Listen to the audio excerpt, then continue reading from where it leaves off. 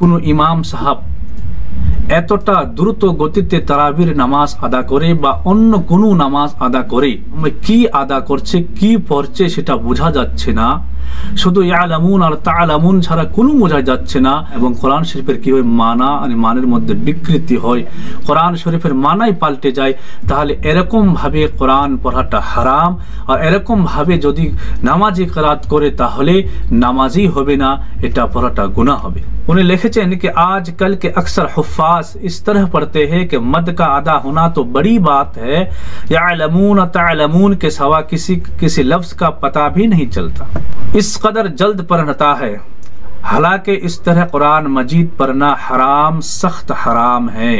10 আর 15 minute বা 20 মিনিটের জন্য আপনি নিজের নামাজকে নষ্ট করেন, কাল কিয়ামতের মাঠে আল্লাহ রাব্বুল আলামিনের বারগাহে। আসসালামু আলাইকুম ওয়া রাহমাতুল্লাহি ওয়া বারাকাতুহু।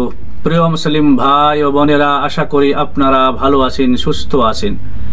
আজকে আমি আপনাদের সামনে তারাবির নামাজ সম্পর্কে কিছু আলোচনা করার জন্য উপস্থিত হয়েছি। পবিত্র মাহে রমজান মুবারকের মধ্যে আল্লাহ রাব্বুল আলামিন অসংখ্য রহমত ও বরকত অবতীর্ণ করেন।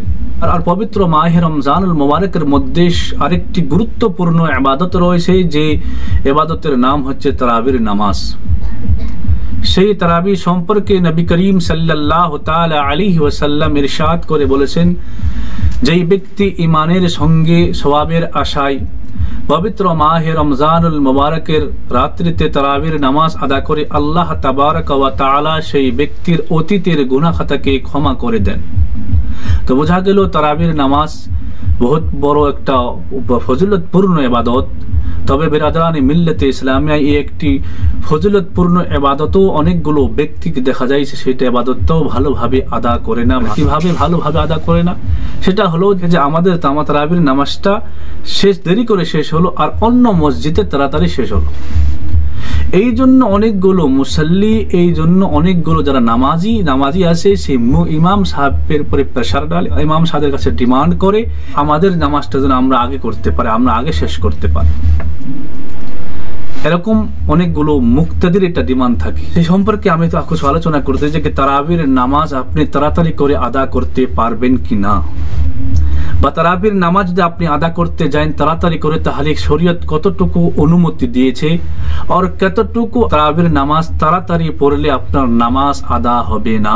আর একজন ইমামের কি দায়িত্ব, আর একজন মুসল্লি যারা নামাজ পড়ে নামাজি ব্যক্তির কি দায়িত্ব, সেই সম্পর্কে আমি আপনাদের সামনে কিছু আলোচনা রাখবো। দয়া করে এই ভিডিওটা শেষ পর্যন্ত দেখিবেন। বিরাদরানি মিল্লাতে ইসলামিয়া অনেকগুলো মসজিদের মধ্যে এইগুলো হয়ে থাকে, যেদিকে মুসল্লিদের এটা ডিমান্ড থাকে যে তাড়াতাড়ি যেন নামাজটা আমরা আদা করতে পারি। শরীয়তের মধ্যে আছে যে আপনি নামাজ, তারাবির নামাজ হোক বা অন্য কোনো নামাজ হোক, নামাজের মধ্যে কিরাত করা মানে কোরআন পাঠ করা, এটা শরীয়তের মধ্যে এটা হলো ফরজ।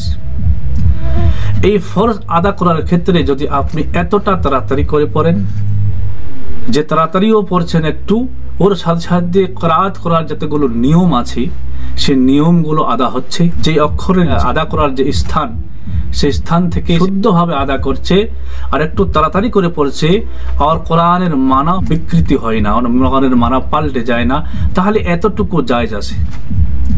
তবে যদি কোনো ব্যক্তি, কোনো ইমাম সাহাব এতটা দ্রুত গতিতে তারাবির নামাজ আদা করে বা অন্য কোনো নামাজ আদা করে কি আদা করছে কি পড়ছে সেটা বোঝা যাচ্ছে না, শুধু ইয়ালামুন আর তাআলামুন ছাড়া কোনো বোঝা যাচ্ছে না। এবং কোরআন শরীফের কি হয় মানা আর মানের মধ্যে বিকৃতি হয়, কোরআন শরীফের মানাই পাল্টে যায়, তাহলে এরকম ভাবে কোরআন পড়াটা হারাম।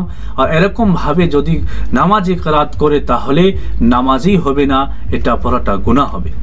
আর যখন ইমাম সাহেবের নামাজ হবে না, তাহলে ইমাম সাহেবের পিছনে যেতেগুলো মুক্তাদি নামাজ আদা করছে সেই সমস্ত মুক্তাদির গুলোর নামাজ আদা হবে না। এই সময় একজন ইমামের কি দায়িত্ব? কেন মসজিদের মধ্যে অনেকগুলো মুসাল্লির এটা ডিমান্ড থাকে যে যেন আমরা তাড়াতাড়ি করে নামাজ আদা করতে পারি, আর কিছু কিছু মুক্তাদি ইমাম সাহেবকে এটা বলেও থাকে। তাহলে ইমাম সাহেবের ওই অবস্থায় এটা দায়িত্ব হবে যে ইমাম সাহেবকে দ্বীন শরীয়তের যে মাসলা আছে সেই মাসলাটাকে মুক্তাদেরকে বুঝিয়ে দেওয়া, যে 10 মিনিট বা 15 মিনিটের তাড়াতাড়ির জন্য আমি নিজের নামাজকে কেন নষ্ট করব? যারা এই নামাজ আদা করি মুক্তাদি, এনাদের কি দায়িত্ব? কোনো ইমাম সাহাব যদি নামাজ দ্রুত গতিতে পড়ায়, তাহলে এই মুক্তাদিদের দায়িত্ব যে সেই ইমাম সাহেবকে আপনারা বলেন যে আমরা নামাজ এইভাবেই পড়তে রাজি যেভাবে ভালো শুদ্ধভাবে আদা হয়, আমাদের কোনো অসুবিধা নেই, আপনি ভালোভাবে শান্তিপূর্ণভাবে ভালোভাবে আপনি নামাজ আদা করেন, আমরা সেইভাবে আদা করব। এই হলো মুক্তাদির দায়িত্ব। তো বিরাদরানে মিল্লাতে ইসলামে কিন্তু সমস্যা কি হয়, কোনো জায়গায় মুক্তাদিও চাই, কোনো জায়গায় মুক্তাদিও চাই যে তাড়াতাড়ি নামাজ আদা হোক, আর ইমামও চাই যে তাড়াতাড়ি না হয়। এই জন্য যখন দুইজনে মিলে যায় তখন তাড়াতাড়ি নামাজ আদা হয়, যে সেখানে নামাজ আদা হচ্ছে না খালি উঠা বসা হচ্ছে। আর এরকম ভাবে আদা করলে এই ইমাম সাহাব আর মুক্তাদি দুজনকে আল্লাহ রব্বুল আলামিনের বারগাহে জবাব দিতে হবে। একজন ইমাম সাহেবকে এটা ভাবা উচিত যে যতগুলো মুক্তাদি আমার পিছনে নামাজ আদা করছে, এই সমস্ত মুক্তাদির নামাজের ভার পূর্ণ আমার উপরে আছে।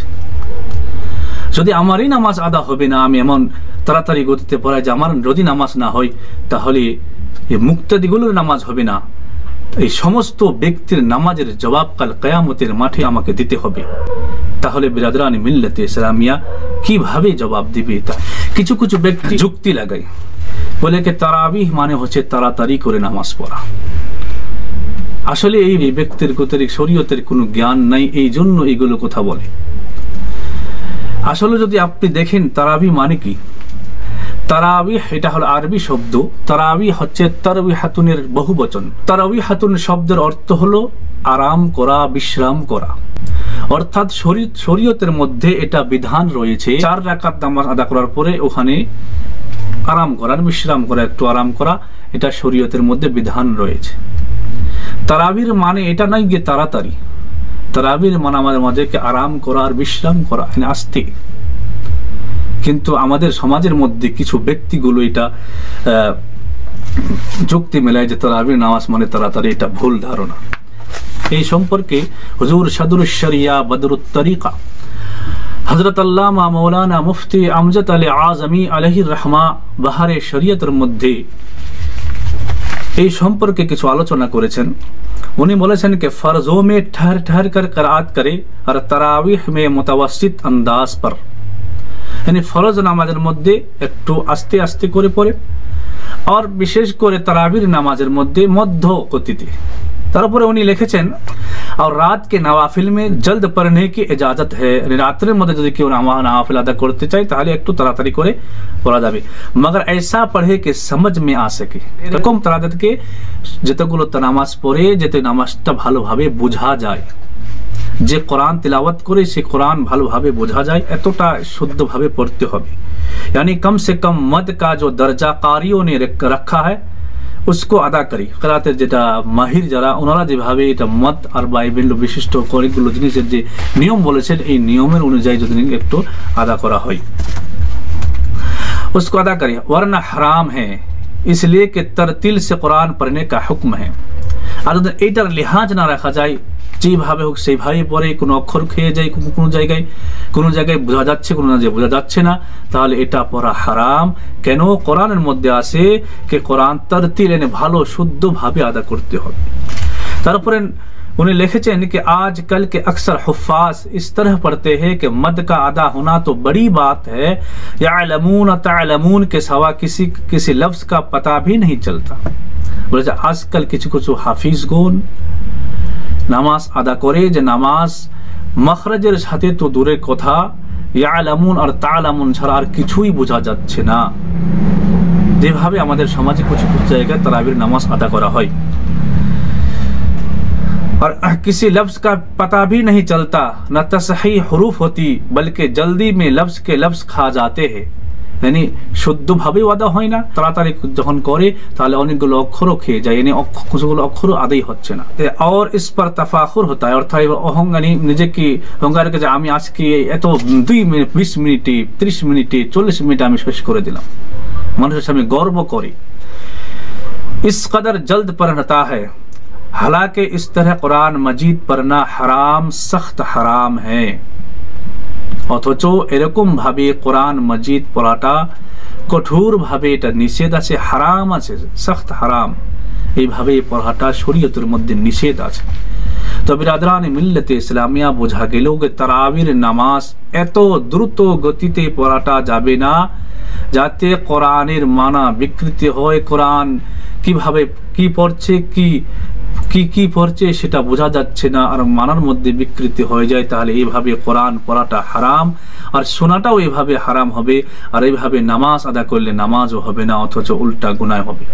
তাই যেই ব্যক্তিগুলো, যে ইমাম সাহেবগুলো, যেই মুসাল্লিগণ নামাজ তারাবি নামাজটা পড়ার ক্ষেত্রে তাড়াতাড়ি করে, ওনাদের কাছে এটা আবেদন যে অল্প সময় একটু 10 মিনিট 15 মিনিট একটু বেশি লাগবে, কি হয়ে যাবে, বেশি লাগবে যাতে যায় আসে না। তবে যদি আপনি 10 আর 15 মিনিট বা 20 মিনিটের জন্য আপনি নিজের নামাজকে নষ্ট করেন, কাল কিয়ামতের মাঠে আল্লাহ রাব্বুল আলামিনের বারগাহে কি জবাব দিবেন? আল্লাহকে ভয় করেন আর নামাজ শুদ্ধভাবে, যেভাবে আপনি ভালোভাবে নিজের মনের শান্তি মিলবে নামাজ আদা করে, সেইভাবে আদা করে